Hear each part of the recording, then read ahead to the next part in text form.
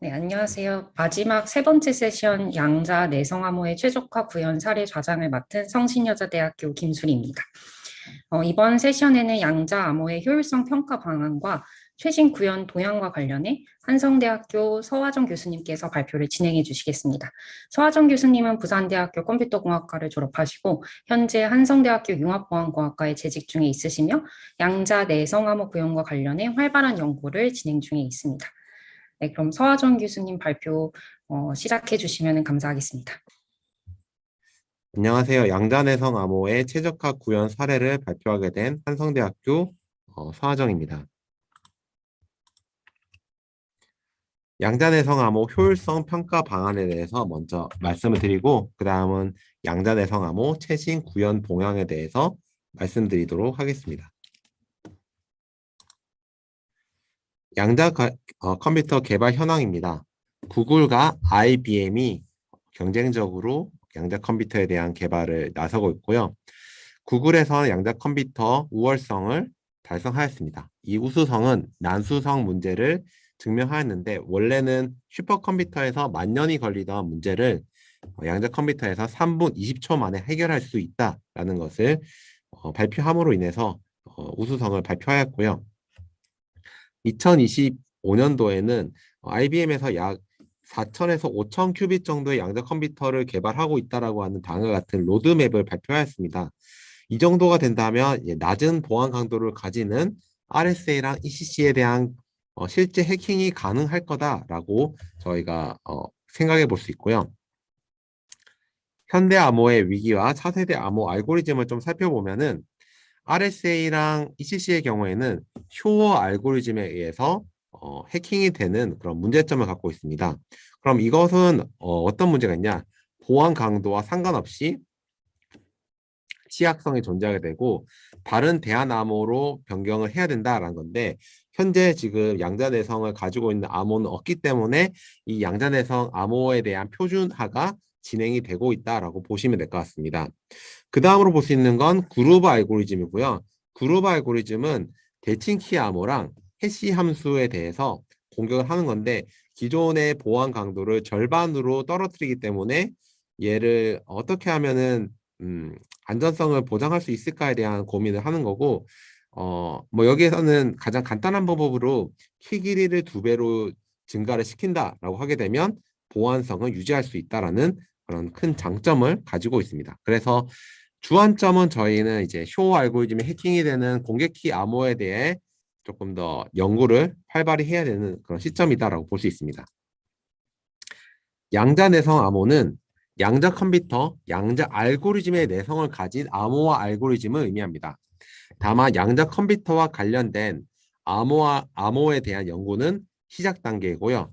암호의 전통적인 보안성부터 양자 보안성까지 많은 연구가 필요한 시점이다라고 볼 수 있습니다. 즉, 현재 나와 있는 양자 내성 암호의 역사가 아직까지는 안정화 단계는 아니기 때문에 이에 대한 연구가 더 필요하다라고 볼 수 있습니다. 현재 리스트에서는 15개 후보군들이 발표되었고 이 중에서 7개의 알고리즘이 격자 기반 암호입니다. 나머지 3개 그리고 2개는 코드 및 다변수 다항식 기반 암호인데 7개의 알고리즘 격자 기반 암호가 많이 선정된 이유는 아무래도 보안성도 보안성이지만 암호 구현 결과물들을 좀 살펴보았을 때 성능이 매우 우수한 편에 속합니다. 그래서 최근 구현 결과물들을 살펴보았을 때 합리적인 구현 효율성을 가지고 있는 결과물들이 이제 격자 기반 암호이다라고 볼 수 있습니다. 그 다음으로 볼 수 있는 게 이제 여기에 보시면 라운드 1부터 이 3까지 이제 흘러가면서 보게 됐을 때 격자 기반 암호의 경우에는 조금 더 이제 많은 게 제출이 되었지만 가장 많이 살아남았고 코드랑 다변수의 경우에는 많은 암호들이 나왔지만 끝내는 많은 암호들이 사라지고 3개, 2개 이 정도만 남아있는 그런 상황이다라고 보실 수 있습니다. 암호 프로그래밍은 암호의 기본 설계는 수학적 난제에 기반하고 있습니다. 해당 수학적 난제는 암호학적으로 안전성을 가지고 있다는 것을 의미하는데 일반적으로 컴퓨터는 프로그래밍으로 뭐 컴퓨터를 이제 복잡한 연산을 수행을 하는 것을 목표로 하는데 얘를 이제 치환을 하더라도 얘가 안전성이 떨어지지 않는다라는 것을 검증을 한 그런 알고리즘을 사용한다라는 거고요. 이것을 저희는 암호 구현이다라고 표현하고 있습니다. 양자대성 암호 구현 플랫폼은 양자대성 암호는 양자 컴퓨터 상에서 구현되지 않죠. 양자 컴퓨터가 아닌 일반적인 클래시컬 컴퓨터 상에서 구현되는 것을 양자 내성 암호라고 하게 되고 양자 암호는 즉 양자 내성 암호는 아니다라고 표현할 수 있습니다. 일반적인 컴퓨터 상에서 양자 내성 암호를 수행하게 되는 거고 양자 컴퓨터에서는 양자 암호, 즉 양자 프로토콜, 양자의 성질을 이용한 프로토콜을 이용하는 그 정도 수준이다라고 볼 수 있습니다.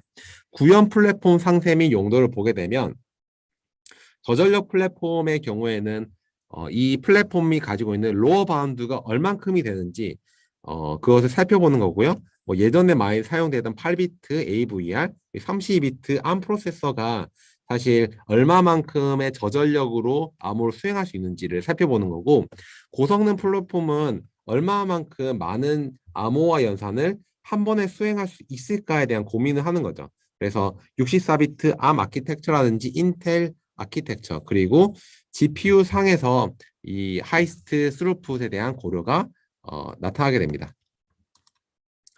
암호 구현 최적화에 대해서 좀 더 살펴보면 암호 구현은 암호 연산을 가능하면 빠르고 적은 저장 공간을 사용하여서 동작시키는 방법론이고 여기서 말하는 연산량이라는 것은 암호화 연산을 빠르게 레이턴시를 줄여서 가능하면 한 번의 연산이 빠른 시간에 끝나는 것을 의미하는 거고 대량의 연산을 처리한다는 것은 일단 주어진 기준 시간이 있고요. 이 기준 시간 내에서 가능하면 많은 암호화 연산을 처리하는 것을 목표로 하는 것이 이 스루프 관점으로 나타난 겁니다.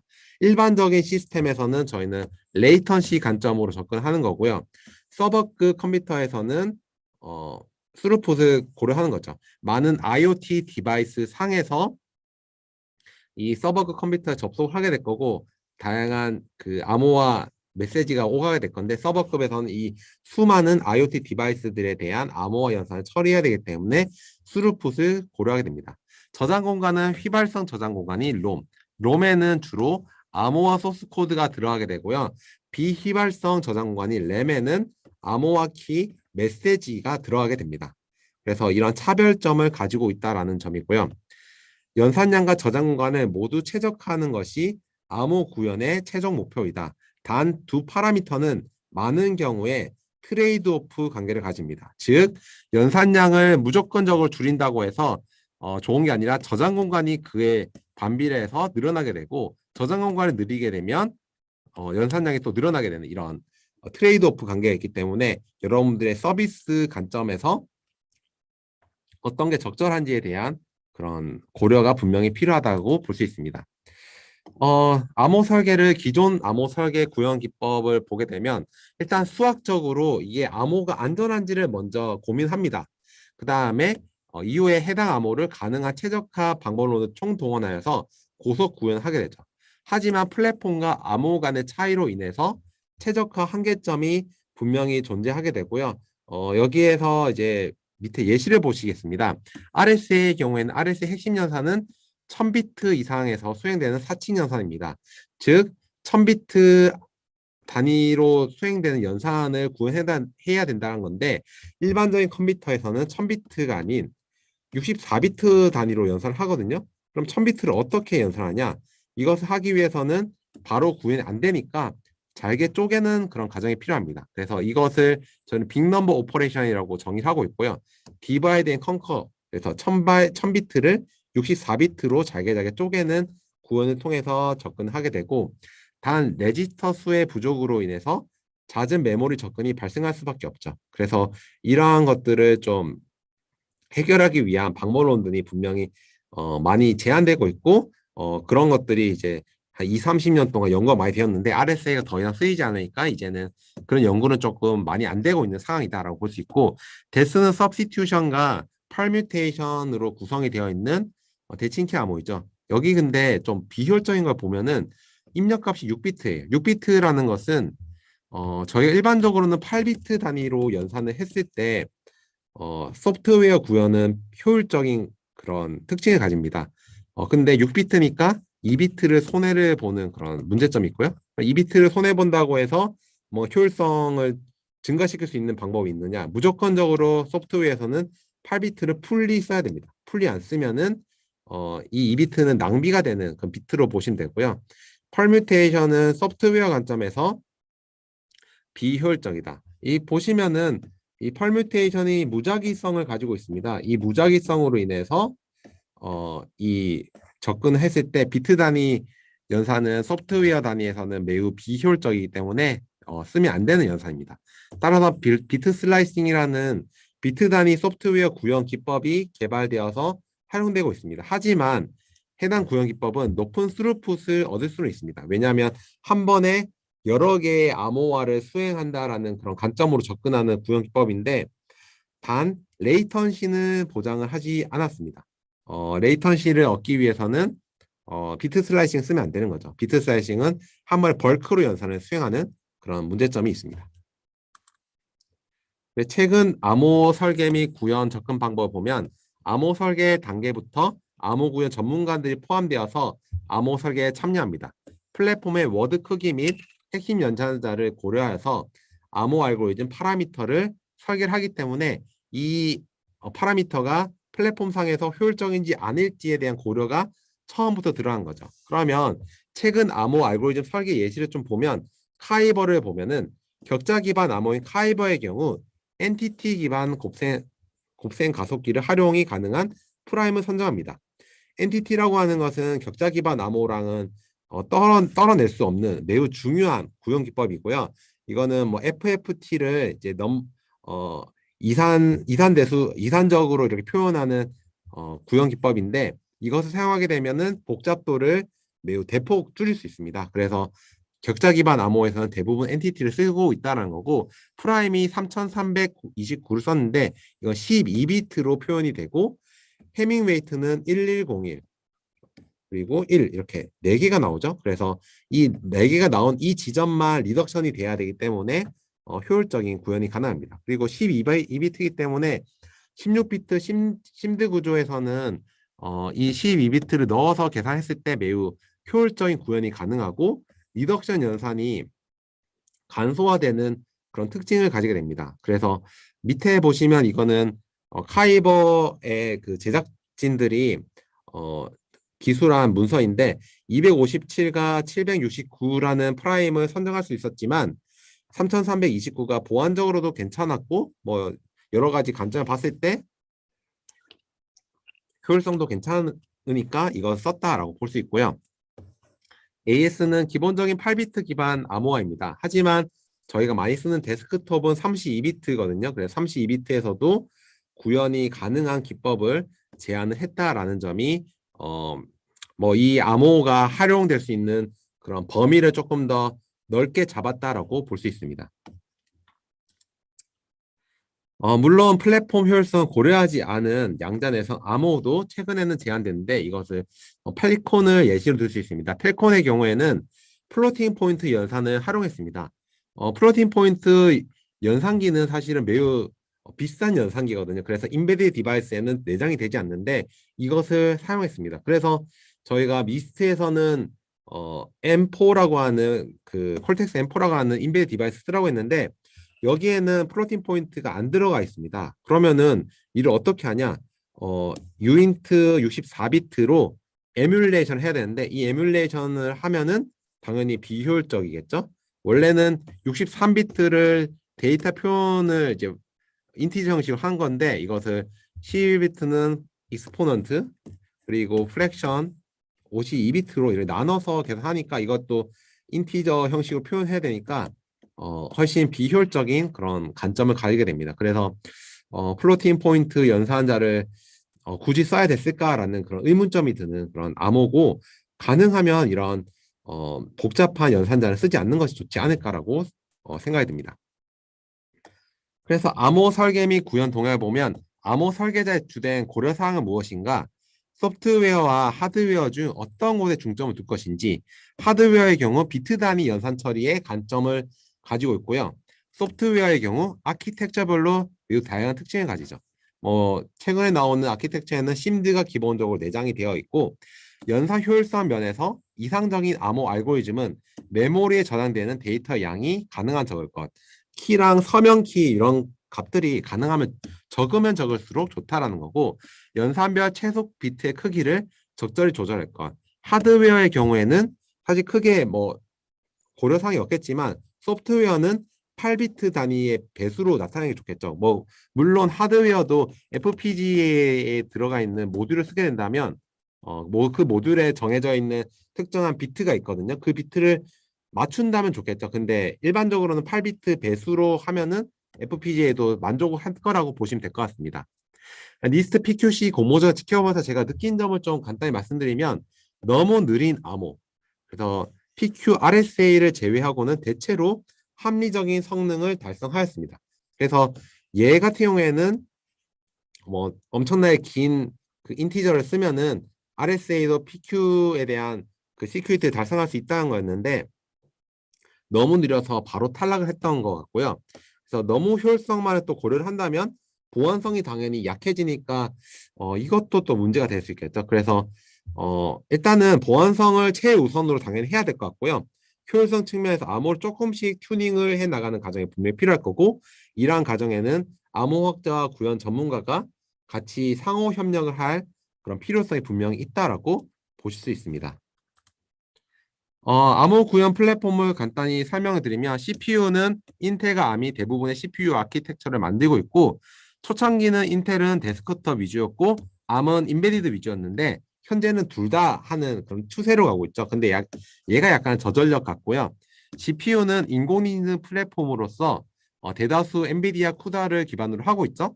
GPU는 엔비디아 제품이 독보적인 성능을 가지고 있는 게 확실하고요. 인텔도 현재는 GPU를 좀 투자를 하고 있죠. 왜냐하면 GPU가 돈이 너무나 되니까요. 그래서 여기 투자하고 있고, 지금은 이 세 개의 기업이 거의 컴퓨터 아키텍처의 핵심을 담당하고 있다고 볼 수 있습니다. CPU랑 GPU를 비교하자면 CPU는 ALU가 좀 커서 큼직큼직한 연산에 대한 효율성이 높은 거고, GPU는 작은 이런 ALU들로 구성이 돼서 자그마한 연산, 텐서곱이라는 이런 연산들이 가능하니까 이제 딥러닝 같은 그런 연산을 할 때 효율성을 높게 칠 수 있다라고 볼 수 있습니다. 인베디드 시스템으로 이제 보면은 이제 암 프로세서가 많은데, 콜텍스 M이 이제 저전력 설계에 특화되어 있고, IoT, 산업용, 가정용 기기 이런 것들이고요. 콜텍스 A는 애플리케이션, 복잡한 컴퓨팅에 특화되어 있고 운영체 플랫폼, 호스팅과 소프트웨어 애플리케이션 지원한다. 그래서 이 세 개가 될 것 같고요. 콜텍스 R 같은 경우 리얼타임을 만족해 실시간성.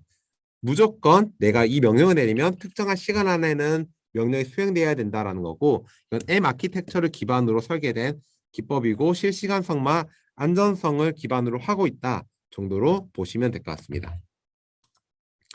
리스트에서는 2라운드에서 주요 관심사는 퍼포먼스였습니다. 하지만 사실 2라운드에서도 보안성을 좀 크게 본 것 같긴 하고요. 3라운드가 되면서 약간은 벤치마크를 좀 열심히 한 것 같습니다. 그래서 벤치마크가 많이 필요하다.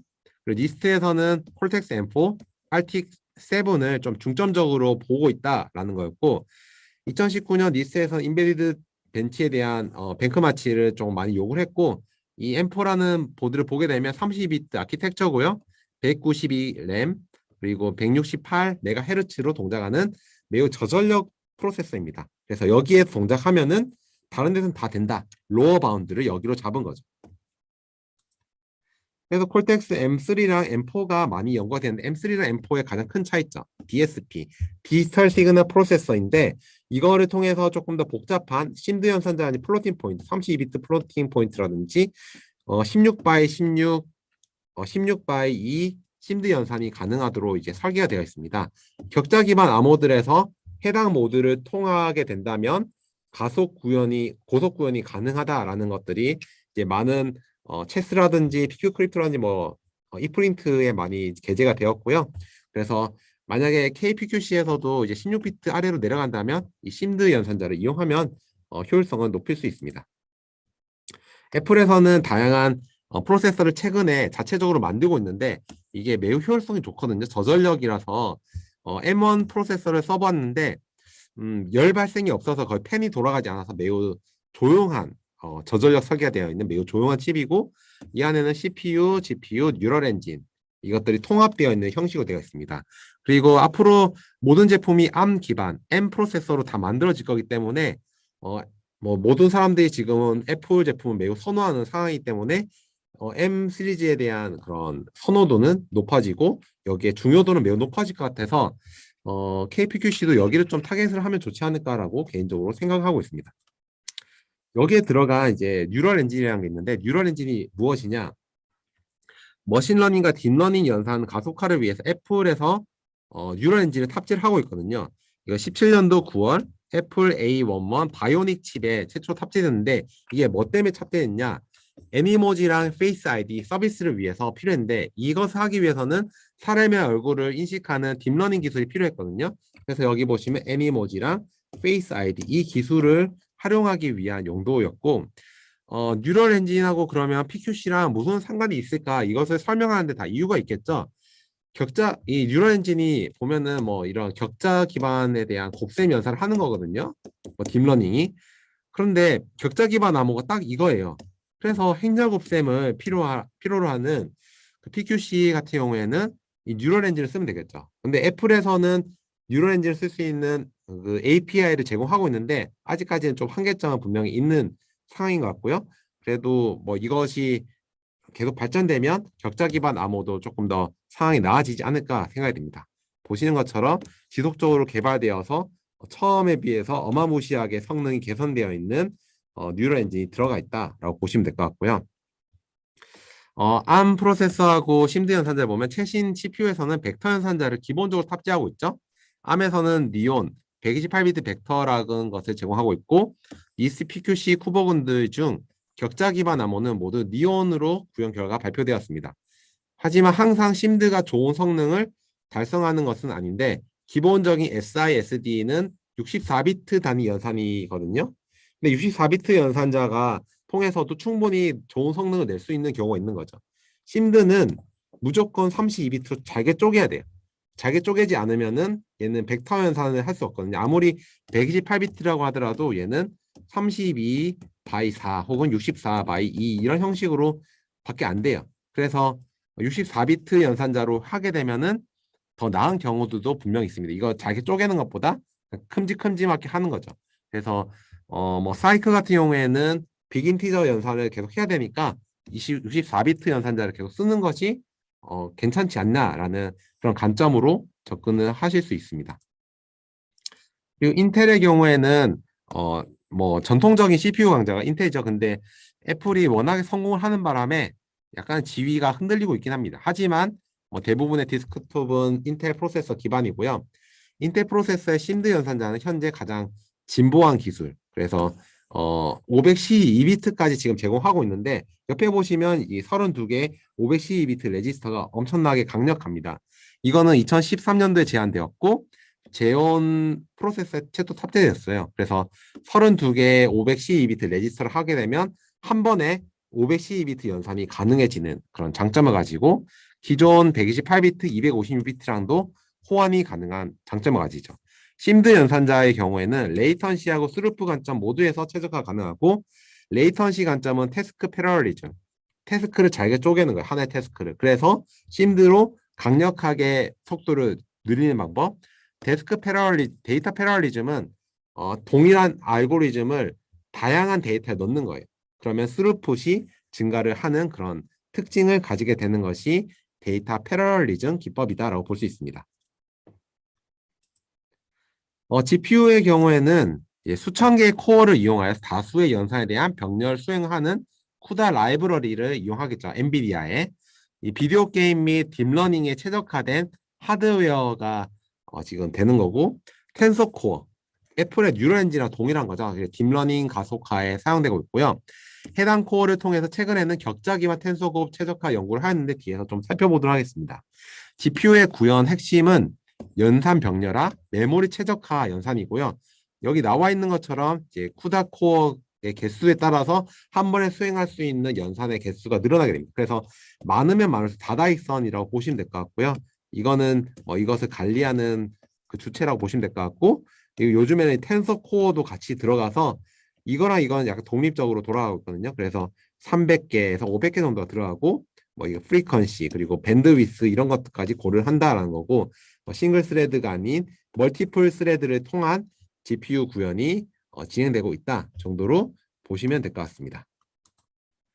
추가적인 암호 구현 관련한 고려사항을 조금 더 살펴보면, 기존 안티바이러스 운영체제 레벨에서 유저와 응용 프로그램 간 노출을 방지하기 위해서 여러 가지 고려사항이 있는데, 하지만 높은 권한을 가진 악성 코드의 경우에는 위험에 노출된 가능성이 있습니다. 그래서 이에 대한 해결책으로 인텔 프로세서에서 제공하는 TE 2015년 인텔 6세대 스카이레이크 마이크로소프트 마이크로 아키텍처에서 소개된 TE가 있는데, 이거는 실내 구간과 연계된 암호 구현이 필요합니다. 실내 구간은 시스템 내에 한정된 저장 공간만을 활용하는 그런 거고, 그렇기 때문에 저장 공간이 한정되어 있기 때문에 저장 공간을 최소로 하는 암호 알고리즘이 용이하다라고 볼 수 있습니다. 그래서 밑에 보시면 인클레이브가 적용되지 않은 경우, 그리고 인클레이브가 적용된 경우 이렇게 나누어 볼 수 있고요. 그래서 이것을 나누어서 생각해 볼 수 있다라고 볼 수 있습니다. 그 다음은 추가적으로 더 살펴볼 수 있는 것은 서비스 레벨에서의 양자내성 암호입니다. 양자내성 암호의 시범 적용 테스트를 국내 정보보호 관련 서비스에 적용한 예시가 있고, 이는 리자드, 알리자드와 OQS 라이브러리 내에서 알고리즘을 적용하였습니다. 2021년 5월에서 11월까지 6개월간 진행을 하였고, 여기 나와 보시는 다양한 서비스에서 이 양자내성 암호를 적용한 사례가 나오고 있습니다.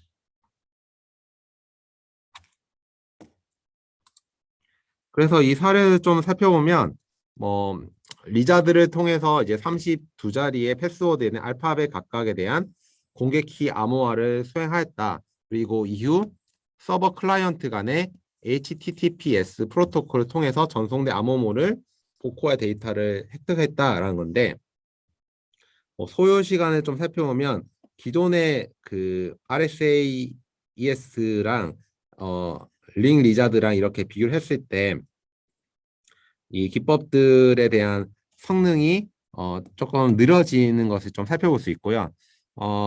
근데 이제 이것을 보면서 1회 동작 시 공개 키가 8000바이트에서 최대 264kb의 암호문 전송이 필요하기 때문에 이로 인한 오버헤드가 좀 필요하다. 그래서 연산 속도보다는 약간 데이터에 대한 그 관점이 조금 더 문제가 발생할 수 있다는 거고요. 여기에서도 여러 가지 그 키 교환을 리자드랑 알 리자드로 대체한 결과물이 있는데, 키 생성 기간에서 링 리자드는 더 나은 성능을 보이고 있습니다. 다만 키를 생성할 때 ECDH가 33바이트임에 비해서 리자드랑 알 리자드는 1230496 385바이트로 프로토콜에 영향을 줄 가능성을 고려할 수 있고요. 그래서 이러한 문제점이 조금 있다. 그래서 성능은 크게 문제가 되지 않는 것 같은데, 이런 그 바이트 단위의 문제가 발생할 수 있다라는 점을 확인할 수 있습니다. 다음은 양자내성 암호 시범 서비스에서 이제 기존에 있던 그 프로토콜을 ECDH 키 교환 알고리즘은 OQS 라이브러리로 대체한 거고, 격자 기반 및 코드 기반 알고리즘에 대체적으로 좋은 성능을 보이고, 하지만 프로도캔과 사이크가 다소 저조한 성능을 보이는 것을 살펴볼 수 있습니다. 그래서 이상적인 그 최적화 구현 결과를 좀 보게 되면, 공통적인 질문으로는 모든 플랫폼 상에서 최고의 성능 만족이라는 것이 존재하는가? 암호의 복잡도는 알고리즘 코어 연산에 기반하고 있어요.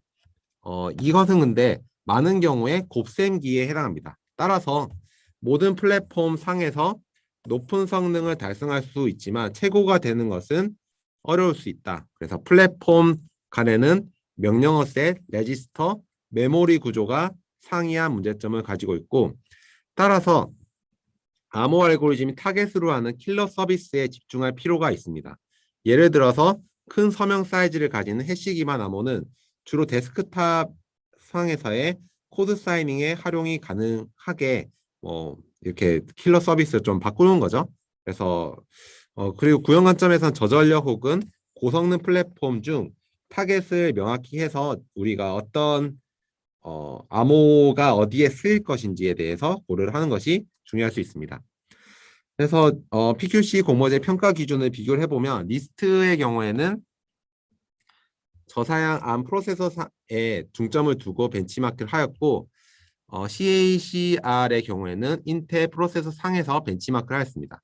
KPQC의 경우에는 CACR과 유사하게 평가 기간이 짧기 때문에 다양한 벤치마크는 좀 어려울 거라고 생각이 듭니다. 여기에 보시면 리스트는 2017년부터 시작해서 2022년까지 이렇게 했고 CACR은 거의 1년 만에 이렇게 했고 저희는 2년이긴 하지만 그래도 2년이 딱 되진 않네요. 1년 하고 2년 하고 한 6개월 정도이기 때문에 그렇게 많은 여유가 있는 것이 아니기 때문에 CACR처럼 조금은 데스크톱 형식으로 해서 벤치마크를 통일해 나가는 것도 괜찮을 것 같다라는 생각이 듭니다.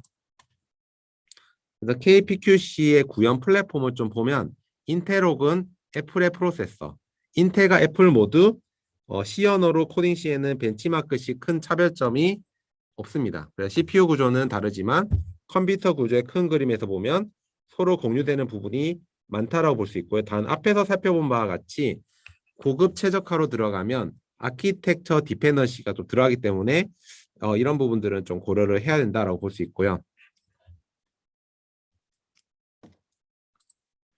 그래서 KPQC의 구현 플랫폼을 어떤 걸로 하면 좋겠다 이렇게 좀 제안을 좀 해보자면 라이브러리, 리스트 PQC 초창기에 많은 알고리즘들이 오픈SSL하고 NTL 라이브러리를 사용했거든요. 근데 이게 실제 벤치마킹을 할 때 가장 큰 문제가 됐던 게 사실 벤치마킹 하려면 어떤 거는 SSL 쓰고 어떤 거 안 쓴 거 있을 때 그게 성능이 SSL에 의존적일 수밖에 없잖아요. 그래서 그런 것들에 대한 고려가 조금 필요했던 것 같고 그래서 연산 성능이 라이브러리 의존적으로 될 뿐 아니라 다른 플랫폼에 대한 포팅이 어려울 수 있기 때문에 이를 방지하기 위해서 이런 것을 쓰지 않는다. 라운드를 거치면서 외부 라이브러리가 포함되지 않은 PQ 클린과 같은 구현물이 제한이 되고 있다라고 볼 수 있고요. 구현 언어로 보자면 구현 언어는 C 언어가 가장 적합합니다. 심드의 경우에도 인트린식으로 코딩이 가능하고 어셈블리를 써서 하면은 당연히 성능은 좋아지는데 이거는 매우 시스템 종속적인 결과물이 나오게 되고요. 컴파일러의 경우에 리눅스 상에서 GCC를 사용하는 것이 가장 호환성이 높다라고 볼 수 있고요. 비주얼 스튜디오의 경우 버전만 달라도 호환이 어려운 문제점을 가지고 있습니다. 네, PQM4의 경우에는 이제 그 모든 후보군에 대한 구현 성능 평가를 하였고 최신 구현 결과물이 모두 반영된 매우 뛰어난 라이브러리이고요. 저도 여기에 컨트리뷰션 한 바가 있고 뒷장에서는 이제 리스트 시큐리티 레벨 1을 가지고 어떻게 성능 비교를 했는지를 한번 살펴보겠습니다.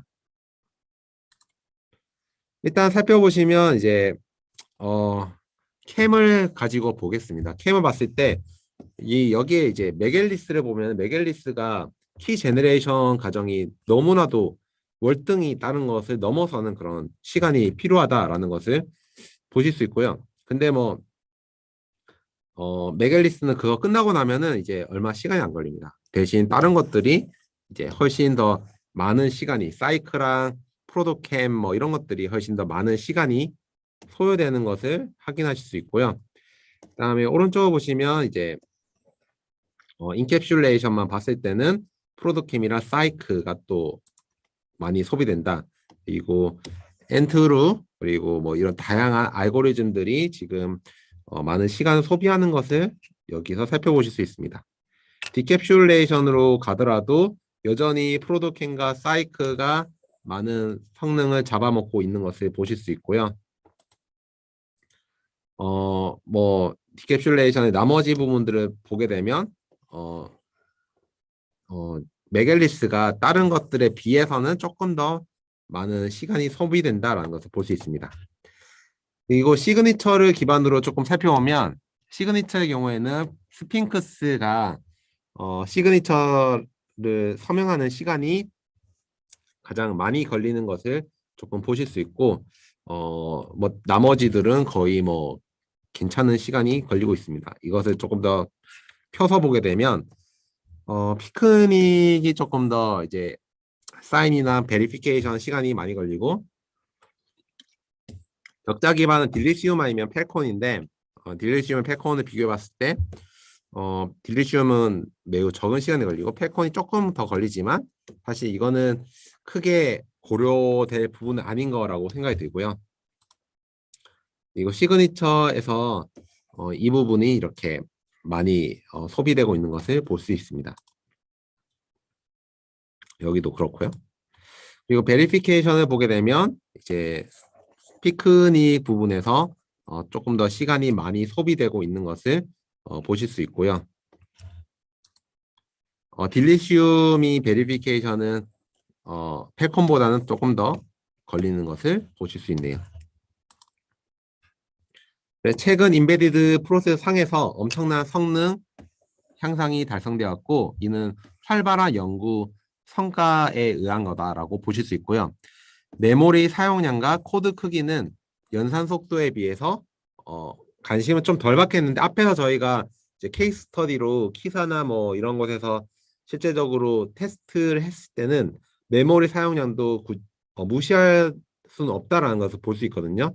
왜냐하면 메모리가 너무 많이 사용되게 되면 얘를 실제적으로 디플로이 하는 것이 불가능해질 수 있습니다. 그래서 연산 속도 순위를 좀 살펴보자면 엔투루 HRSS 701이 가장 빠른 캠이고 디캡슐레이션 부분을 가게 되면 라이트 세이버, 인캡슐레이션, 디캡슐레이션 모두 합치게 되면 라이트 세이버, 그리고 시그니처 부분을 보게 되면 레인보우, 딜리시움, 그리고 펠콘 이 순서대로 조금 괜찮은 알고리즘이다라는 것을 보실 수 있습니다. 그래서 이 뒤에 부분부터는 저희가 최신 구형 결과물들을 조금 살펴볼 건데요. 전통적으로 이제 체스라고 하는 컨퍼런스가 있습니다. 여기에서는 하드웨어랑 소프트웨어 암호 구형 관련 최신 연구가 발표되고 있고 포스트 퀀텀 크립토그래피의 경우 PQ 크립토에서도 구형 결과가 발표되고 있습니다. 산학연의 참여가 활발한 IACR 워크숍이기 때문에 뭐 여기에서 왜 이렇게 활발하냐 그러면은 실용적인 암호 구형 결과물들을 다루기 때문이죠. 그래서 지금 옆에 보시면 갈수록 이제 참여하는 사람의 수가 우상향하고 있는 것을 보실 수 있습니다. 본 세미나에서는 체스를 기준으로 해서 최신 구형 결과를 조금 정리해보는 형식으로 가겠습니다. 보시게 되면 이제 딜리시움하고 펠콘이 스트럭처드 레티스 기반하고 있는데 리스트는 이 두 개 중에서 하나를 표준화하는 것을 목표로 하고 있다라고 명시하고 있고요. 그래서 이 두 개가 이제 사실은 매우 중요하고 뭐 조만간에 결과가 나오겠죠. 조만간 결과가 나오면은 저는 그 결과물을 좀 참고를 해서 어떤 게 더 나을지에 대해서 좀 볼 수 있겠죠.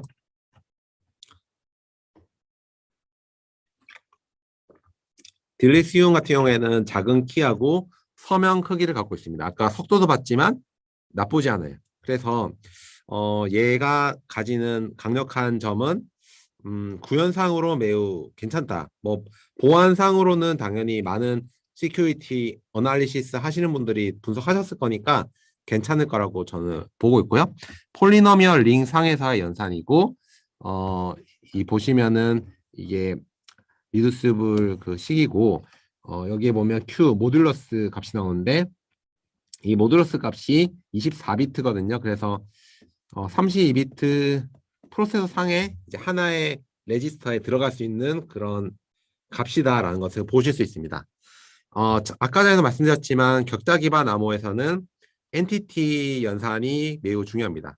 그래서 엔티티 연산을 통해서 최적화 구현이 가능한데 엔티티 A랑 엔티티 B를 통해서 얘네들이 그 엔티티 도메인으로 옮겨 놓은 다음에 포인트 와이즈 곱셈을 하게 되고요.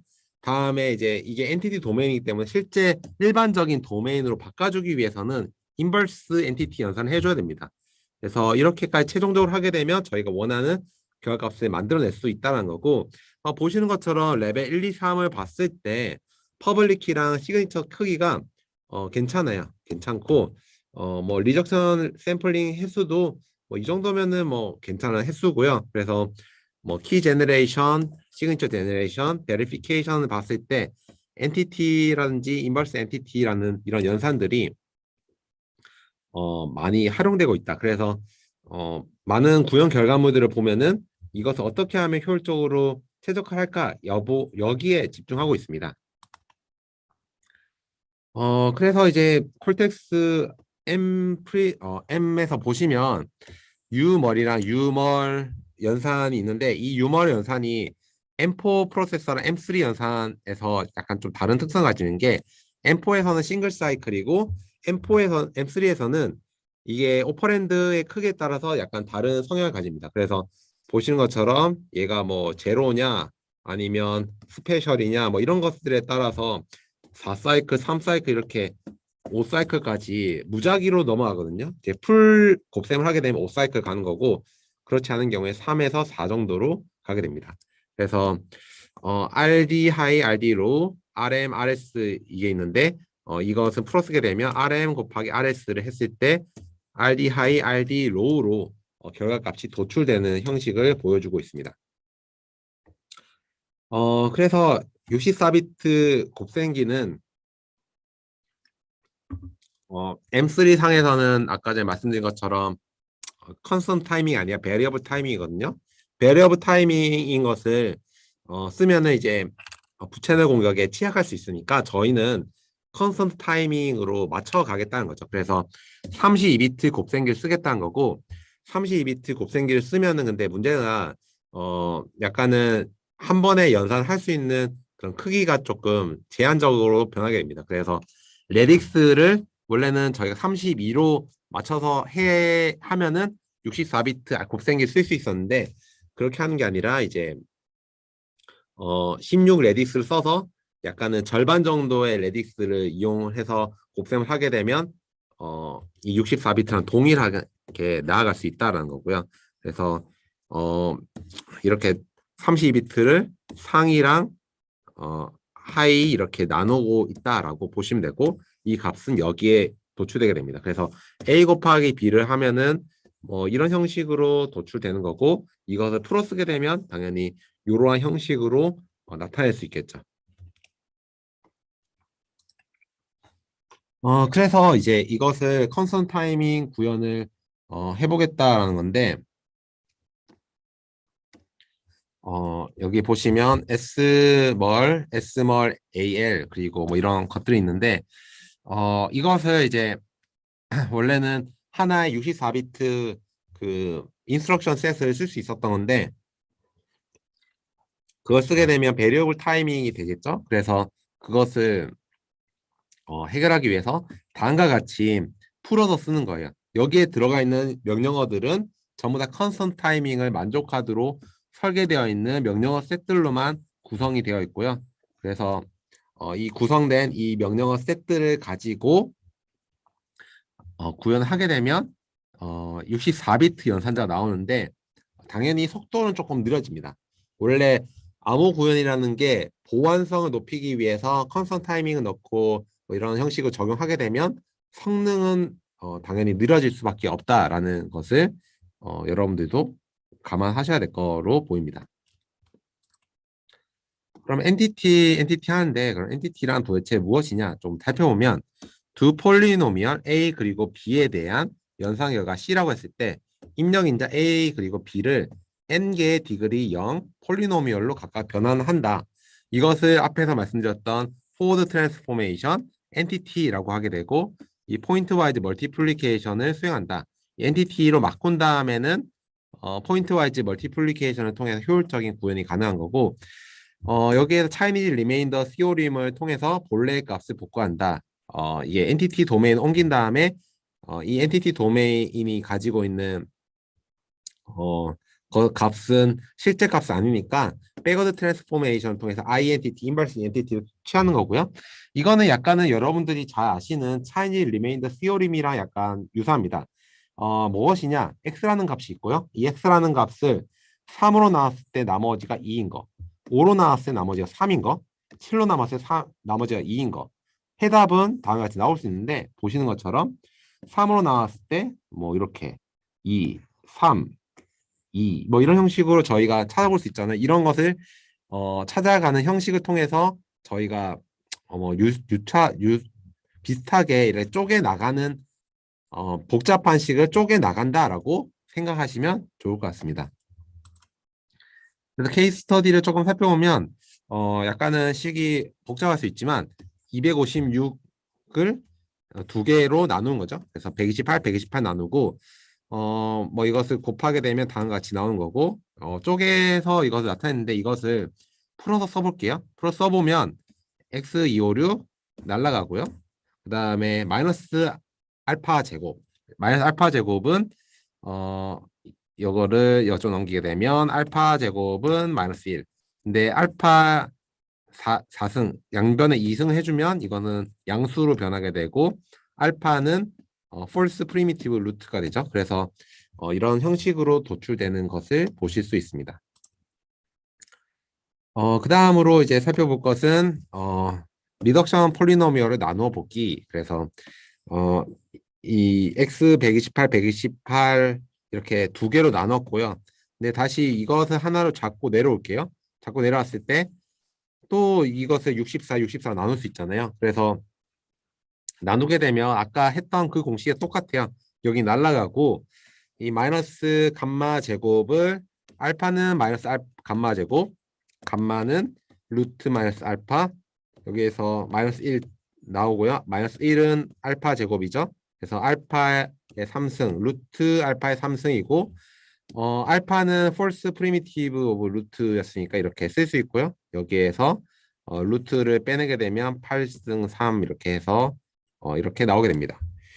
마찬가지로 이 왼쪽 식과 마찬가지로 오른쪽 식도 동일하게 만들어낼 수 있겠죠. 그래서 이것을 또 쪼개고 뭐 이렇게 하게 되면 여기서든 이런 형식으로 베타는 이런 형식으로 나오게 된다. 그래서 이거는 케이스 프리미티브 루트 오브 1 혹은 수학식은 다음과 같이 표현한다라고 보실 수 있습니다.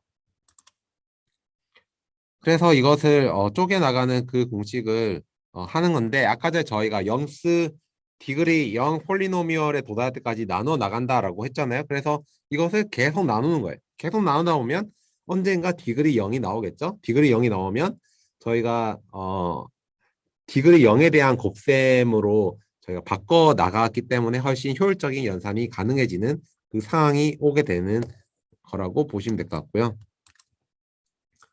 뭐 이것을 저희가 값을 실제로 넣어서 변환을 해야 되잖아요. 그 변환을 할 때 어떻게 변환하냐면 여기 AL, AR 이렇게 왼편, 오른편 식을 볼게요. 그래서 이거를 보게 되면 여기에서 왼편 식을 보면은 x의 128승은 마이너스 알파다. 그러면 이것을 오른쪽으로 넘기게 되면 마이너스 128승은 알파.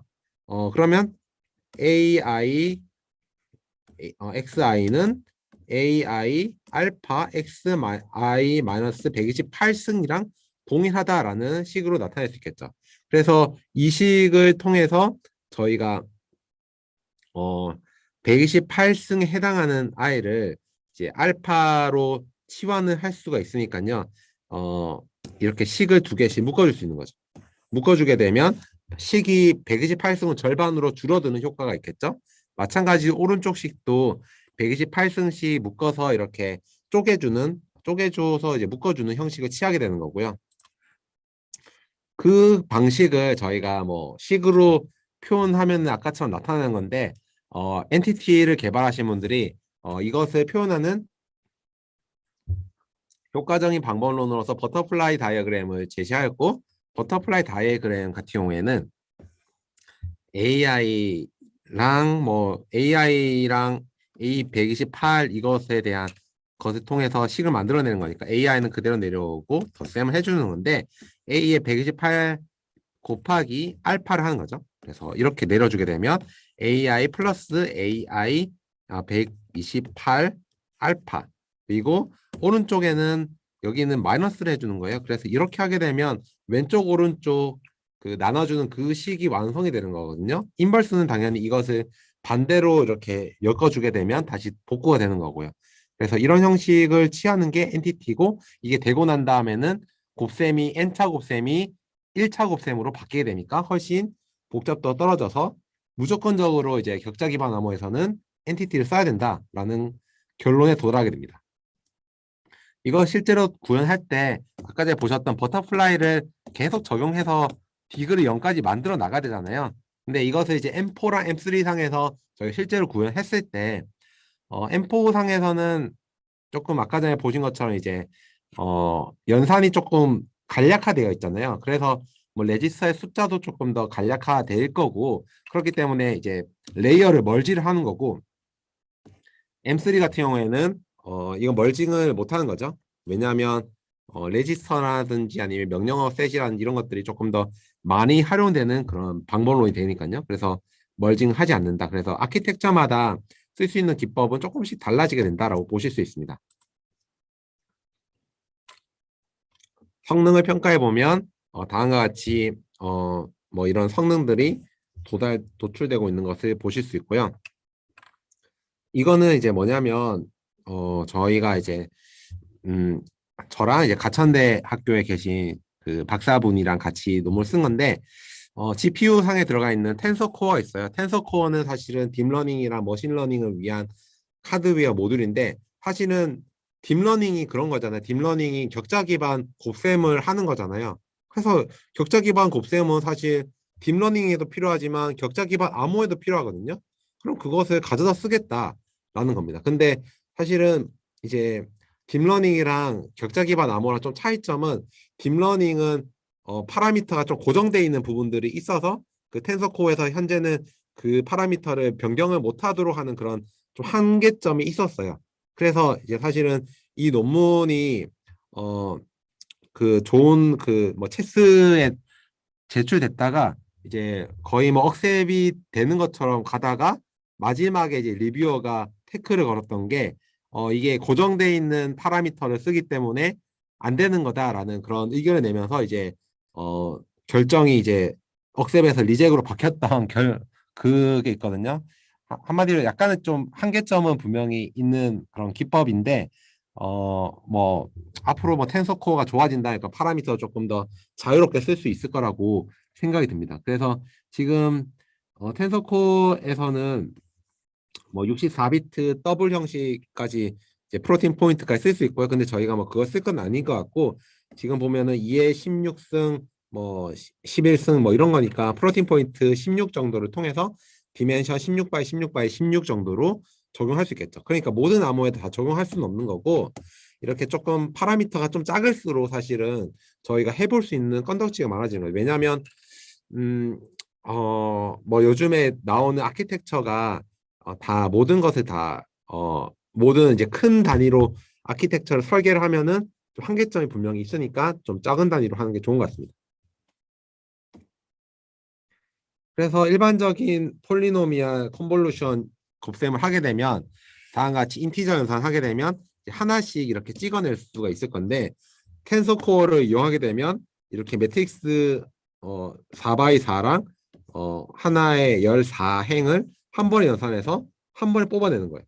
그러니까 훨씬 얘는 이것을 다 더해 나가는 그런 과정이 필요하다면 얘는 이거 한 번에 쫙 해버리니까 훨씬 효율적인 연산이 가능한 거죠.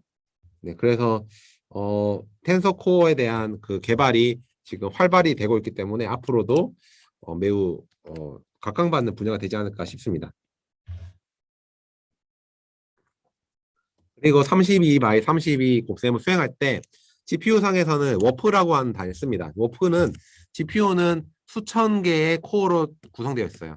근데 이 코어가 한 번에 수행할 수 있는 그 연산의 개수는 32개로 무조건 나눠야 돼요. 그러니까 한 번에 1000개의 명령을 줄 수 있는 게 아니라 32개가 최대 맥스로 줄 수 있는 명령어의 수입니다. 그래서 32개에다가 병력 곱셈 명령을 주는 거고, 그래서 여기에서는 뭐, 뭐 이렇게 곱셈의 순서를 이렇게 조금 뭐 정렬해서 워프 단위 연산이 가능하도록 했다라는 것이 첫 번째 구현 기법이고, 그리고 데이터의 크기가 딱 32의 멀티플로 떨어지진 않거든요. 그래서 이것을 뭐 32의 멀티플이랑 그렇지 않은 부분 나누는 게 더 좋은지, 아니면 그냥 여기에다가 패딩을 붙여갖고 0으로 패딩하면 사실은 그냥 그 연산을 하더라도 그게 결과값에 영향을 미치지 않으니까 이렇게 하는 게 좋을까 했는데, 이 방법론이 조금 더 성능이 좋게 나왔었습니다. 당연히 GPU니까 스루프 관점으로 접근하거든요. 이 배치 사이즈라고 하는 것은 한 번에 연산을 가능한 데이터의 크기를 의미하는 건데, 데이터의 크기가 커지면 커질수록 이 성능이 높아집니다. 밑에 보시는 이거는 이제 AVX CPU 상에서의 구현인데, CPU는 사실 데이터의 크기가 작으나 크나 뭐 동일한 형식의 퍼포먼스가 나오지만, GPU의 경우에는 이제 데이터의 크기가 커지면 커질수록 이 성능이 더 좋아지는 그런 성향을 좀 보이고 있습니다. 오른쪽도 마찬가지입니다.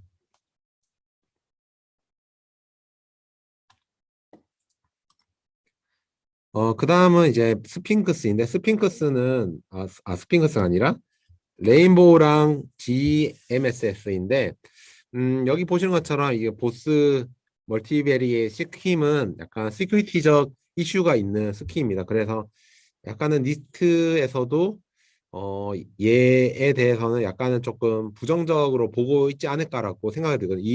이 PPT가 사실은 니스트에서 제안을 한 거기 때문에, 그래서 어떻게 될지는 조금 더 지켜봐야 될 것 같고요.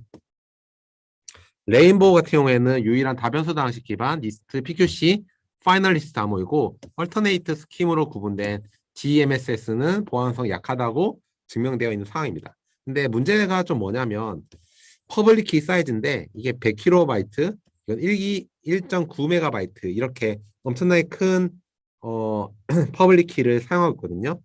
그리고 그래서 이거는 사실은 M4상에서 구현이 불가능합니다. 근데 뭐 최신의 그런 한 거에서는 했다라고 하는데, 여기에서는 약간은 이것보다 훨씬 성능이 좋은 이제 프로세서를 좀 썼고요. M4라고 해서 다 똑같은 M4가 아니라 얘를 만들어내는 개발사마다 넣는 램이라든지 롬의 크기가 조금씩 상해지기 때문에 그것에 따라서 조금 다른 성능이 나오게 됩니다. 그래서 클래식의 경우에는 표준, 레인보우 스킴, 그리고 서큘 제니선의 사이클릭, 공개키가 시드로부터 생성이 되는 조금 효율적인 부분, 컴프레스드는 모두 시드로부터 생성하는 이런 다양한 기법이 있는데, 이게 가장 보안성은 높을 걸로 보입니다. 그 대신 이제 보시면 이 두 개는 이제 퍼블릭 키 사이즈가 조금 줄어드는 그런 장점이 있겠죠. 그래서 해당 논문에서는 512KB 가진 M4 보드를 사용했고, 여전히 레인보우 1만 구현이 가능한 상황입니다. 레인보우를 보게 되면, 레인보우는 다중의 변수랑 다중의 항수를 사용하는 건데, 뭐 키 생성의 경우는 리니어 인버티블 트랜스포메이션 이 두 개를 쓰고, 쿼드라틱 인버티블 센트럴 맵, 그래서 TQS를 곱해서 만들어낸 게 퍼블릭 키고요. 이 퍼블릭 키에 들어가는 이 세부적인 요소들은 사실은 인버스가 구해지는데, 이것을 합쳐놓으면은 P의 인버스를 구하는 거는 이제 불가능하니까 비밀 키 계산이 불가능하다라고 보는 거거든요. 그래서 메시지로부터 서명하는 방법은 다이제스트를 만들고 서명을 이제 만들어낸 거죠. 이제 여기에서 T의 인버스, Q의 인버스, S의 인버스 취하게 되면 G가 나오게 돼 있죠. 검증은 다이제스트에서 다이제스트 넣었을 때 이 W 프라임이 나오느냐, 그래서 이 다이제스트가 동일하냐를 보는 형식으로 취하고 있습니다.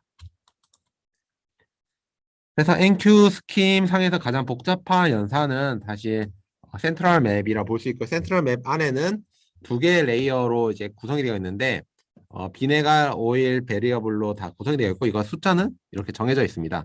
그래서 이 베리어블의 숫자에 따라서 그 변수의 식들이 만들어지게 되고 이 식들에 따라서 연산을 엄청나게 많은 곱셈을 해야 되거든요. 그래서 레이어 연산에서 많은 양의 곱셈이 필요하고 이 곱셈 연산이 레인보우 스킴이 가지고 있는 성능 저하의 가장 큰 원인을 가지고 있습니다.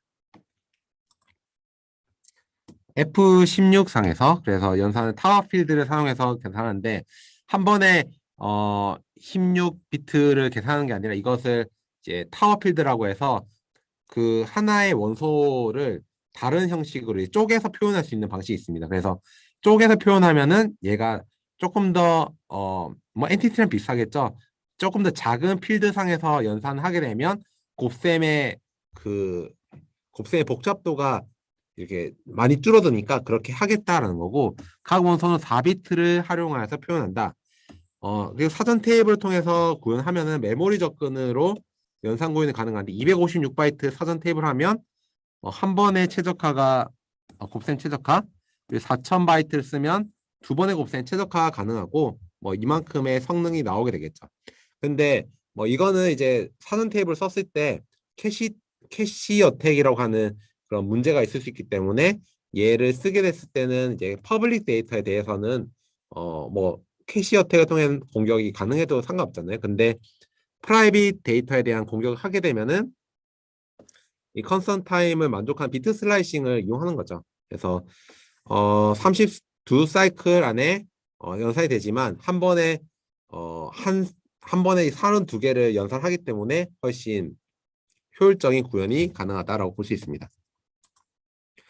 그래서 다음 보시는 것처럼 이제 표현하게 되면 쪼개서 표현을 하게 되고요. 이 쪼개서 표현을 한 것을 비트 슬라이싱으로 곱셈하게 되면 비트 단위로 이렇게 곱셈을 수행하고 이거는 덧셈이겠죠? 이게 곱셈이고 곱셈을 하고 덧셈 하니까 훨씬 효율적인 구현이 가능해진다라는 것이 이 구현 기법입니다. 그래서 이 것을 봤을 때 딜루시움보다는 4배, 펠컨보다 45배 빠른 서명, 그 검증도 기존보다 빠르고요.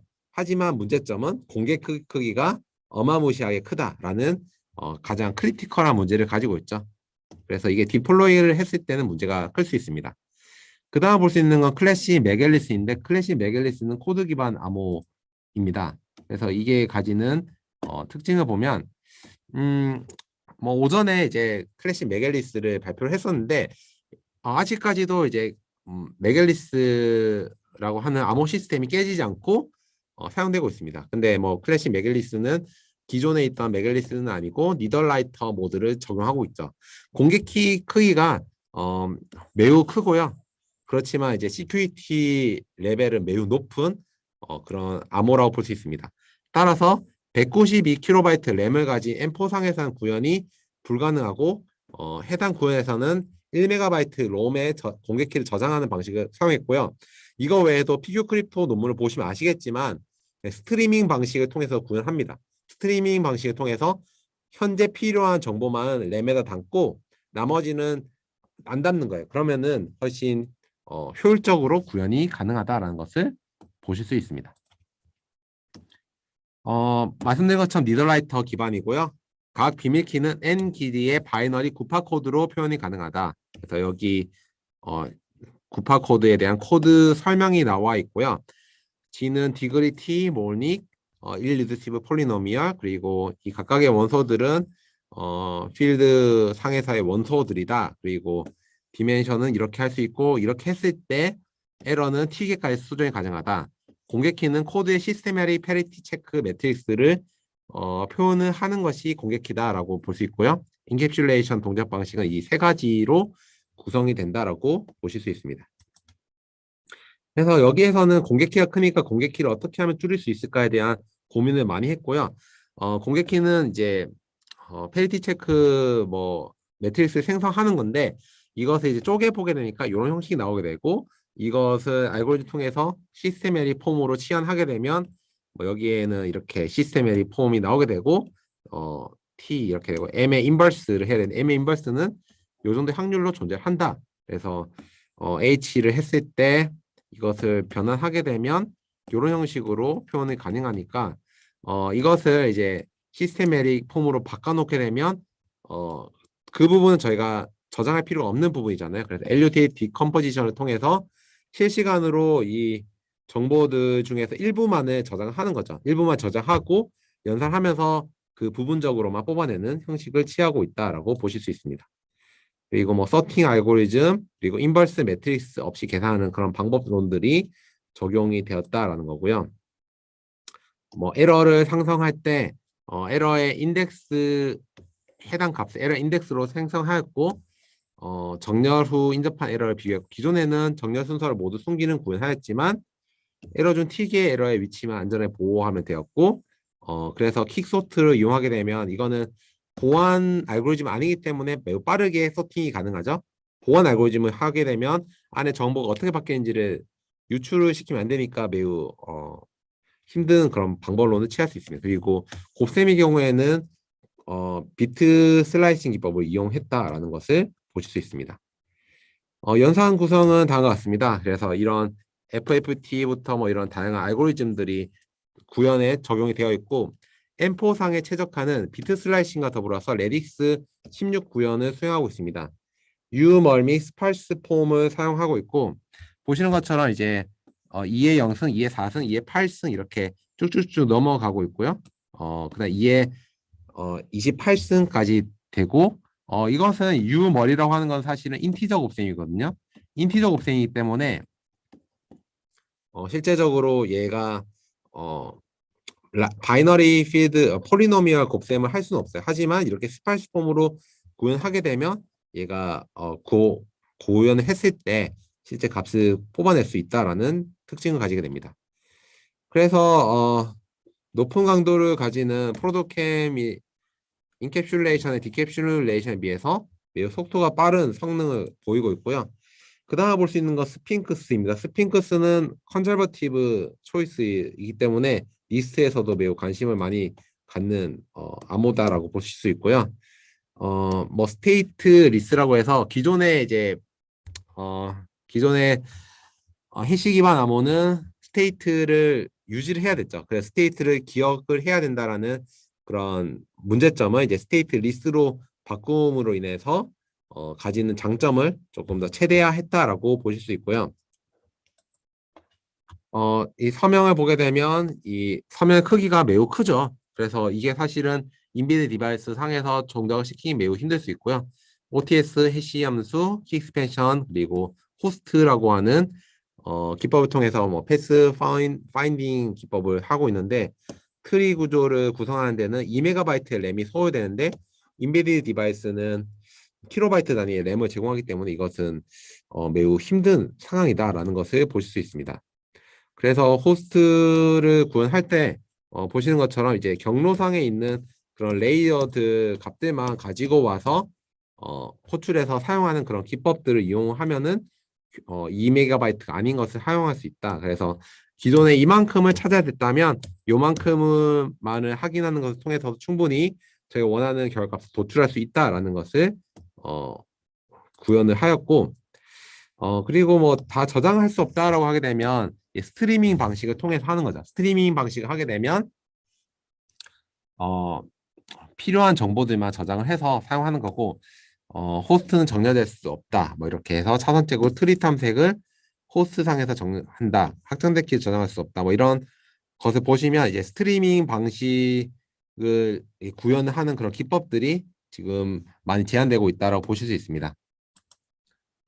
성능 평가를 보면은 16KB 램을 가지는 경우에도 스트리밍 방식을 이용하게 되면 구현이 가능하고 서명의 경우에는 조금 성능이 많이 걸린다. 왜냐하면 저희가 필요한 부분만 가지고 와서 연산하는 거기 때문에 이게 매우 비효율적인 연산이 수행될 수 있겠죠.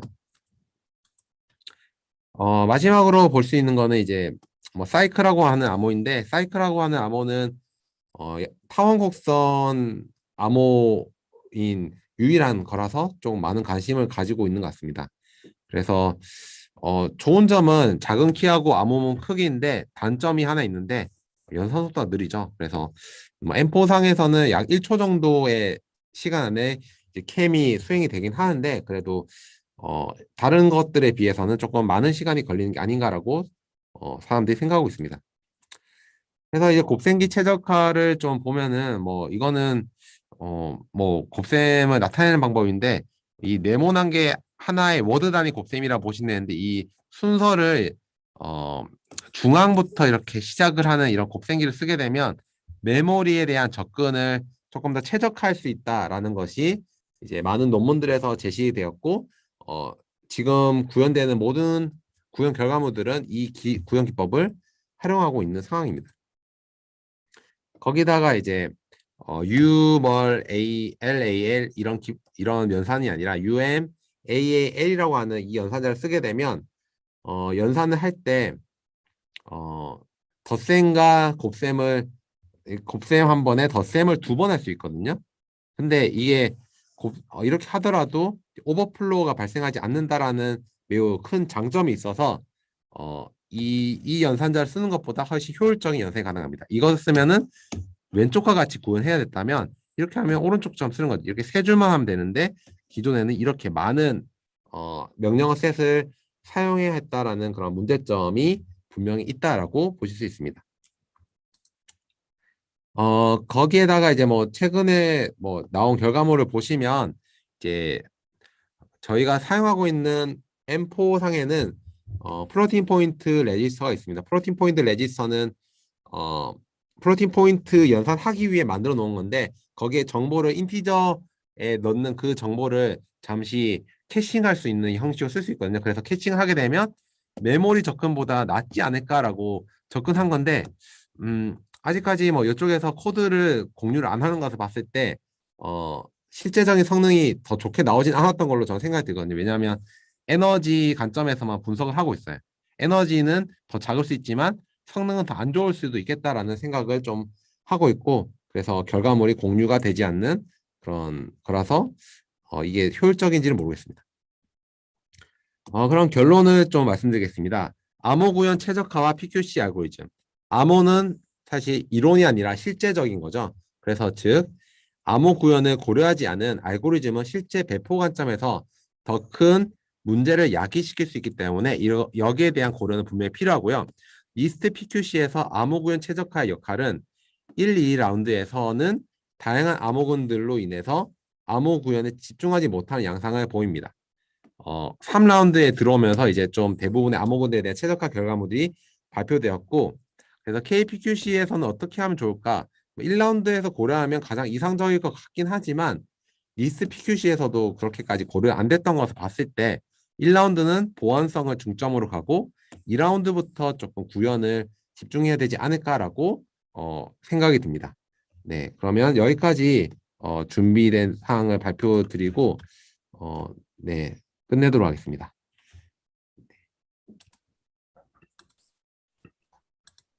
네, 발표해 주셔서 감사합니다. 혹시 발표에 관련해서 질문 좀 드려봐도 될까요? 아, 네네. 네. 먼저 서하정 교수님께서 발표 앞부분에서 설명해 주신 것처럼 기존 뭐 RSA 때는 알고리즘이 나오고 그리고 이것에 대한 최적화 구현 기법이 연구된 반면에 PQC는 구현 관점에서 알고리즘 설계가 그러니까 구현 관점에서 알고리즘 설계가 좀 이루어진다는 부분이 좀 인상이 깊었습니다. 근데 말씀하신 대로 팔콘 같은 경우에는 좀 플로팅 포인트를 사용하는 부분이 있지 않습니까? 그러면은 이러한 인스트럭션이 이제 지원이 되지 않는 부분에 있어서는 뭐 개인이 그것을 실제로 구현을 해야 될 것 같은데, 그럼 이제 전문적으로 구현을 하시는 전문가 관점에서 만약에 이런 플로팅 포인트 연산이 사용되는 알고리즘이 표준화가 진행이 되기에는 좀 어떻게 생각을 하시는지 많이 어려울 거라 생각을 하시는지 혹은 IoT 기기에서는 사용하기 좀 힘든 부분이 있을 거라 생각을 하시나요? 네. 좋은 질문이신 것 같고요. 말씀하신 것처럼 이제 펠콘이 플로팅 포인트를 쓰고 있으니까, 이게 사실 인베디드 디바이스 상에서는 바로 사용할 수 없는 암호라고 보실 수 있고요. 에뮬레이션을 하는 방법으로 있는데 매우 느려질 걸로 보이고, 그래서 이제 가능하면 뭐 좀 불필요하다라고 생각도 드는데 어려운 연산자, 그냥 복잡한 연산자를 안 쓰는 것이 가장 그 추후에 구현을 하실 분들한테는 좀 이로울 것 같고요. 제가 뭐 KCMVP나 뭐 이런 것들을 목표로 한다면 사실은 어, 이 암호 구현을 하시는 분들이 암호에 대한 관심을 가지고 하시는 분들도 분명히 계시지만 일반적인 프로그래머 분들도 이쪽 KCMVP를 하기 위해서 회사에서 들어오시는 경우가 많이 있는 걸로 같은데 그런 분들한테 너무 높은 그 진입 장벽을 치는 게 아닌가라는 생각이 들 정도로 이제 암호가 좀 어려울 수 있으니까 가능하면은 암호는 일반적인 인스트럭션 셋 그리고 일반적인 구현 기법이 적용이 가능한 암호가 나오면 나중에 활용 관점에서 매우 좋을 것 같습니다. 그럼 KPQC도 알고리즘을 뭐 생각하는 단계에 있어서 가급적 그냥 정수 연산을 사용하는 부분이 제일 나중에 IoT 장비에 사용하거나 최적화하는 부분에 있어서도 좀 좋다라고 생각을 하시는 부분이신가요? 아, 네. 말씀드린 것처럼 이제 플로팅 포인트 연산자는 좀 지양을 하시면 좋을 것 같고, 인티저 연산자가 조금 그나마 나은 것 같습니다. 마지막으로 질문 하나 더 드릴 게 있는데, 저희가 인베디드 장비도 이제 고려해서 암호 알고리즘이 뭐 니스트 PQC 공모전도 그렇고 저희 KPQC 공모전도 이렇게 생각을 해야 될 것 같은데, 인베디드 장비가 확실히 좀 여기도 점차 메모리 사양이 좀 발달되고 있다고 생각은 하고 있긴 있는데, 그럼에도 불구하고 이제 그냥 컴퓨터에 비해서는 좀 메모리 사양이 안 좋지 않습니까? 그런데 일반적으로 뭐 코드나 다변수나 아니면 해시 기반 전자 서명도 이렇게 다들 사이즈가 이제 크다 보니까 그게 많이 단점이다라고 좀 언급이 되고 있는데 실제 구현에 있어서 정말 어느 정도의 단점인지 아니면은 그냥 다른 거에 비해서 큰 부분이 이제 단점이지 구현상에 있어서 그렇게까지는 큰 단점이 아닌 건지가 좀 궁금한 부분이 있습니다. 일단 어, 그 저장 공간을 뭐 키라든지 뭐 서명 값이라든지 100kB를 뭐 50에서 100kB를 넘어서는 경우에는 인베디드 디바이스에는 매우 큰 부담이 됩니다. 그래서 가능하면 50kB 이하가 되도록 해야 되고, 그리고 사실 저희가 인베디드 디바이스가 뭐 암호화만을 위한 디바이스는 아니거든요. 암호화도 하지만 실제적으로 그 안에서 뭐 센싱을 한다든지 다른 애플리케이션도 돌아가야 된다는 것을 고려한다면 가능하면 메모리 사용량은 적으면 적을수록 좋습니다. 네, 답변해 주셔서 감사합니다. 네, 그럼 이것으로 이번 세 번째 세션을 마치도록 하겠습니다. 발표해 주셔서 감사합니다. 좋습니다.